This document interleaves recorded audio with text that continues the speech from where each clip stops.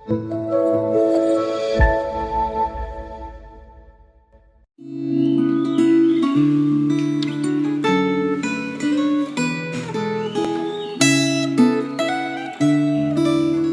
sejahtera saudara-saudara yang terkasih dimanapun saudara-saudara berada. Shalom.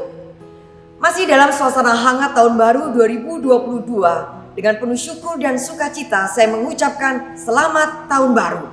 Kiranya di tahun baru ini kita terus melangkah dalam iman kepada Kristus dan di dalam tuntunan firman-Nya yang kudus. Mari saudara-saudara, sebelum kita melanjutkan perenungan refleksi Gema hari ini 5 Januari 2022, terlebih dulu kita berdoa. Bapa yang baik, kami bersyukur atas tuntunan dan pimpinanmu kepada setiap kami di sepanjang tahun-tahun yang sudah kami jalani. Kami bersyukur atas kemurahanmu, kami boleh masuk tahun baru 2022 ini. Oh Tuhan, karuniakanlah kepada kami iman yang sejati, sehingga ketika kami menghadapi ketidakpastian, tantangan, dan perubahan-perubahan yang begitu cepat di dalam tahun ini, kami boleh melangkah dengan iman kepada Engkau ya Allah. Tuntunlah kami ya Tuhan dengan kebenaran firman-Mu yang kudus itu. Di dalam nama Tuhan kami Yesus Kristus kami berdoa. Amin. Episode kehidupan orang beriman itu yang akan menjadi tema perenungan refleksi Gema hari ini, yang kita ambil di dalam 1 Tawarik pasalnya yang keempat. Saya akan membacakan ayat 9 dan ayat yang ke-10. Saudara-saudara bisa membaca keseluruhan ayat dari kitab 1 Tawarik pasal 4 ini. Yabes lebih dimuliakan daripada saudara-saudaranya. Nama Yabes itu diberi ibunya kepadanya, sebab katanya, "Aku telah melahirkan dia dengan kesakitan." Yabes berseru kepada Allah Israel, katanya, "Kiranya Engkau memberkati aku berlimpah-limpah dan memperluas daerahku. Dan kiranya tangan-Mu menyertai aku dan melindungi aku daripada malapetaka, sehingga kesakitan tidak menimpa aku." Dan Allah mengabulkan permintaannya itu. Saudara, di pasal 4 ini penulis daripada kitab Tawarik menyisipkan sebuah kisah di tengah-tengah daftar nama yang panjang, yang mungkin cukup membosankan ketika kita membacanya, yaitu sebuah sisipan tentang Yabes dan doanya. Saudara, kita tahu bahwa selama 70 tahun bangsa Israel, bangsa Yehuda dibuang ke negeri Babel. Dan ketika Raja Kores mengizinkan mereka untuk kembali ke Yerusalem, maka saudara-saudara, generasi barulah yang masuk ke Yerusalem untuk membangun sebuah kehidupan yang baru. Setelah mereka masuk dengan tidak punya apa-apa, bahkan harga diri pun tidak ada. Nah, warisan yang mereka miliki hanyalah kekalahan, hanyalah penderitaan, hanyalah penghinaan, rasa sakit yang sangat memalukan. Sepertinya saudara, mereka ini adalah generasi yang sakit. Dalam situasi yang tidak mengenakan seperti inilah kitab Tawarik ditulis untuk membangkitkan semangat, membangkitkan pengharapan kepada generasi baru ini, supaya mereka mempunyai kebanggaan sebagai bangsa umat pilihan Allah. Caranya bagaimana? Yaitu kembali kepada Tuhan. Kitab Yabes adalah contoh sekaligus sumber inspirasi. Di dalam Alkitab nama Yabes hanya dicatat 2 kali di dalam 2 ayat yang tadi kita baca. Namun yang menarik daripada kitab Yabes ini, sekalipun hanya singkat dicatat di dalam Alkitab, tetapi nama Yabes cukup terkenal.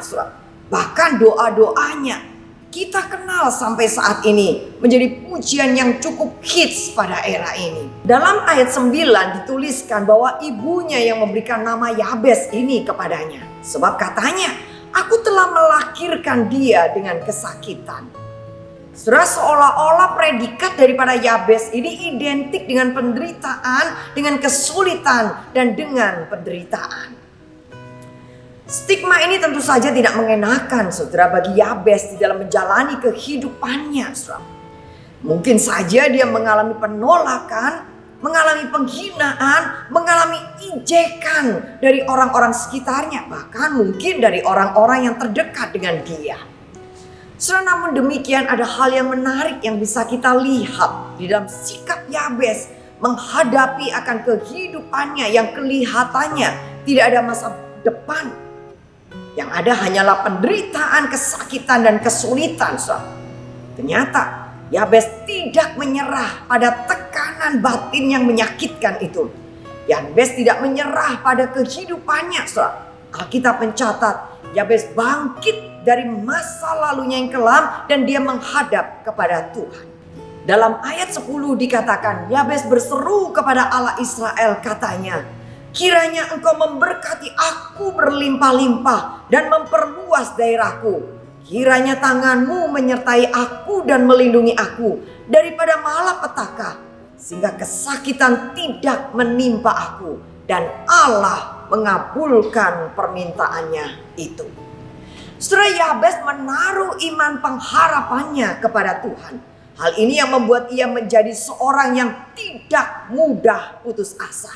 Tidak mudah menyerah pada nasib. Tidak mudah percaya kepada takdir.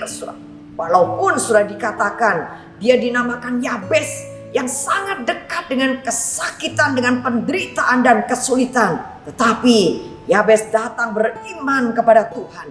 Dia mendobrak masa lalunya yang kelam. Dia mendobrak pemikiran-pemikirannya yang salah. Dia mau datang berseru dan berdoa kepada Tuhan.